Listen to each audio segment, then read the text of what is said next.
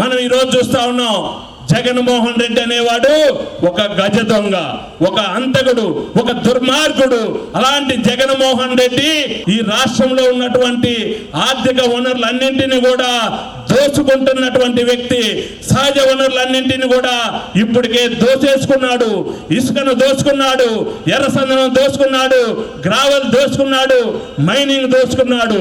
మొత్తం దోచుకునే పరిస్థితిలో ఉన్నటువంటి జగన్మోహన్ రెడ్డికి ఒకే ఒక్క ఛాన్స్ అని మనం చేసినటువంటి తప్పిదము ఈ రోజు మనల్ని దోచుకోవడానికి మనమే అవకాశం ఇచ్చామని చెప్పేసి కూడా మీ అందరికీ తెలియజేస్తూ, జగన్మోహన్ రెడ్డి మనల్ని దోచుకోవడానికి ఒకే ఒక్క మానవ వనరులు మిగిలిపోయి ఉన్నాయి.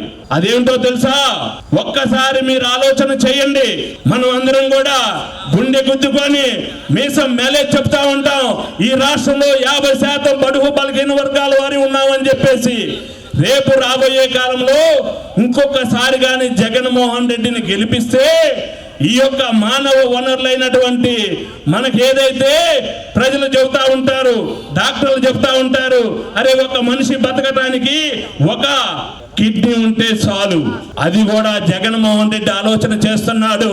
ఈ యొక్క ప్రజలకి ఒక కిడ్నీతో బతకగలదు కాబట్టి ఆ యొక్క రెండో కిడ్నీని కూడా మన దగ్గర నుండి తీసుకుని వెళ్ళి విదేశాలకు పంపించే ఆలోచన చేస్తున్నటువంటి జగన్మోహన్ రెడ్డికి మనం ఓటేసి ఒక కిడ్నీతో బతకాలా, లేకుంటే మన అందరి ఆశాజ్యోతైనటువంటి చంద్రబాబు నాయుడు గారికి ఓటేసి మనం రాష్ట్రంలో ఈ తెలుగుదేశాన్ని బతికించుకోవాలని చెప్పేసి మీ అందరినీ కోరుతా ఉన్నాను.